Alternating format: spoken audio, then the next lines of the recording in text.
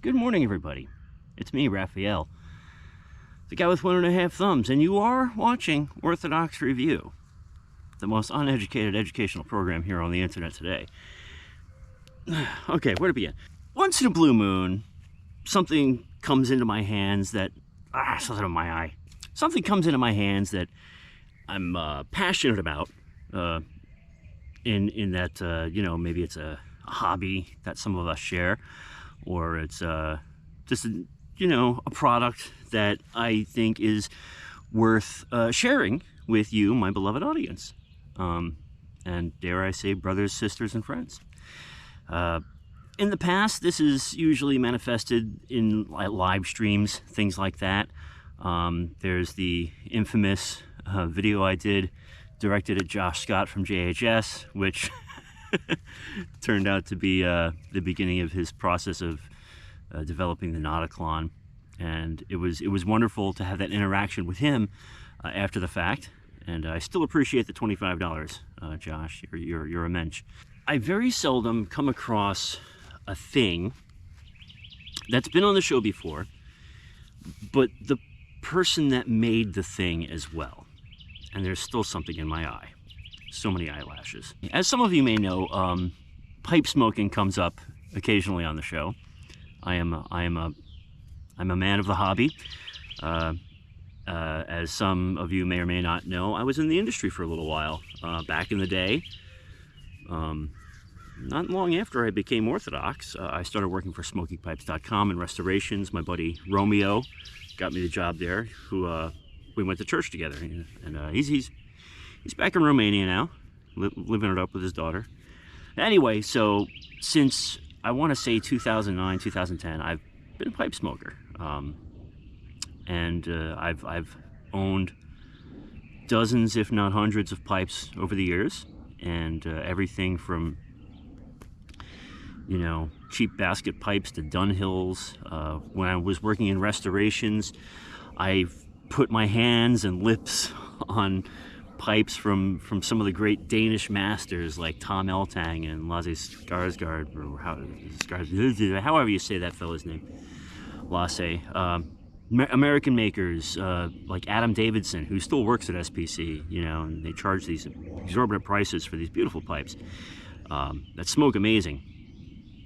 I've held big chunky Boswells to dainty little things, little nose warmers and church wardens and filter pipes and Dr. Graybos that are twice my age, and I've put hands on a lot of pipes in my day.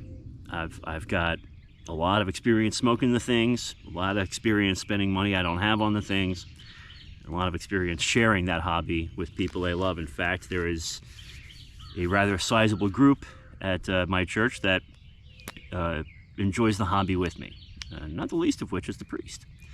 So fast forward to the past few years, still trying to get disability, eking out a living doing YouTube, and it's not a living, trust me. There's a reason I DM people for money. So I've had to keep my hobby very low-key. Okay, on those rare occasions where I can afford to squirrel away 20 bucks here, 20 bucks there, I've been keeping my pipe purchases cheap and infrequent. Usually leaning on my two go-tos, which are like Petersons and Savinelli's. They're great, affordable pipes for people. Reason being is, at that point, I didn't understand that maybe there's a pipe maker out there who's making pipes that are worth, hundreds of dollars, but selling them at an understated level.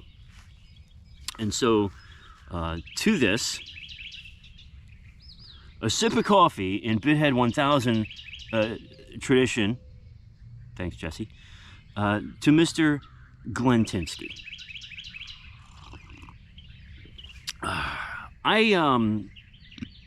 I was aware of his father, Mark Tinsky, through working for Smoking Pipes. Mark's been in the business since the year I was born, 78. And Glenn is keeping the tradition and has been working diligently and hard at at mastering his craft. And not to get into the minutiae of what goes into making a pipe, but it ain't easy. It's more than just making a shape and drilling a couple holes. Like, there's precision involved. The kind of precision that maybe my autism would allow, but my patience won't. And so, when I was on his father's website, American Pipe Company, and I noticed that he had a little section there, and he will replicate any pipe shape, like, and you can check out his Instagram. The man is brilliant. But he offers what's called a naked pipe. It's a pipe of your choosing, and it's unfinished. And this one got its inaugural smoke last night. It's got some. I probably can't show the stamping. it's a little risque, but this is a quarter bent apple, and you can see there's some shine on there. So it's like, wow, maybe next time I'll actually have him put a finish on it, because it's gorgeous. But $100 got me this quarter bent apple of his own design, because I saw a picture of one that he did, and I was like, that's an amazing shape. I want one of those. And so I had originally commissioned it right before he had a serious system malfunction over in his shop, where he kind of had to start again from scratch because he was working with old used equipment or something, and he had to buy new lathes, this, that, the other thing, and get everything calibrated and whatnot. So that was, I don't know, November. So anyway, so finally he caught up on orders, and he got to mine, and we communicated back and forth. And right off the bat, I could tell he was a fantastic guy, like definitely one of us in certain ways.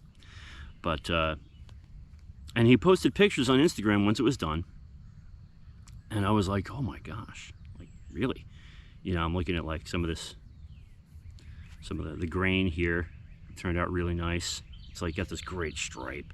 So I go to Vespers last night, and I pick up my mail while I'm at Vespers, because my mail still comes to the church. I get it in my hand. I'm like, this thing is like just silky smooth, fits perfectly. The reason I like an apple is because of the way my thumb usually catches it. And so I'm excited. I get it home, and I also had finally gotten a tin of Speakeasy, because I'm a Navy flake kind of guy, and I'm blown away by that. Cornell and Deal really knocked it out of the park with that one. But I was immediately struck by how smooth this thing smoked. See, in the industry, I guess, you know, there's a couple tests we do when we first get a pipe. You know, first it's got to pass the pipe cleaner test, where you put a pipe cleaner in. If you catch any resistance, it's like, yeah, it could be better. Smooth as a silk. Silky smooth, chamber depth, perfect. I'm looking at the draft in there. You can't see it. I didn't bring a flashlight. It's overcast out. You're just gonna have to trust me on this one. The draft drilling is phenomenal. I love when anyone chamfers the tenon, the mortise, everything. Everything about it just screams $300 pipe, easy. And that's without any finishing. It's not blasted. It's not a particularly good grain, because the first one he showed me had like this amazing grain, and I just couldn't afford it. But for $100, I pay more than that for a Peterson or a Savinelli. So for $100, an American-made pipe that smokes perfectly, and when I tell you that, I mean, I've smoked pipes from some of the masters in the pipe making world, and this holds up, and it just kind of blew my mind. And I'm doing this more because I want to promote a guy that's trying to make a living in a hobby that I know a lot of us are really passionate about, and it's good, honest living. Thinking of, you know, you want a pipe, and you saw that Ping-Zon, and you're like, I don't have $1,400 for a Ping-Zon. It's like, send a picture over to Mark, see if he'll do it for you, because chances are you can get a naked for $100, which back in the day was a lot of money. These days, not so much. But not Mark, to Glenn. So to Glenn, I would like to say thank you. Thank you for this beautiful, beautiful pipe. Thank you for being excited about making pipes. Sometimes you just gotta rub one out. Risque tobacco humor. It's humid out, so this isn't gonna dry out enough, but you know what? It doesn't matter, because this pipe smokes that good. I used to go for like these pinhole freaking chambers on my pipes, and I finally like got over myself and started accepting that, you know what, things over 0.7 millimeters or 0.7 centimeters, you know what I'm talking about. To Mr. Glenn Tinsky, pipe maker, pipe enthusiast, probably a punk rocker. I will never buy another factory pipe again.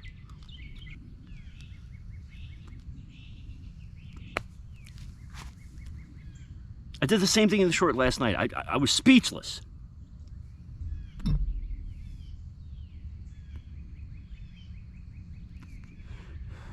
Smooth draw, no whistling, perfectly weighted.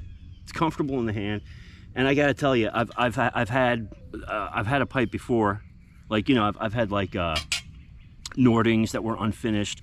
I even had a Savinelli. It was like a precursor to the 3 Series that was unfinished.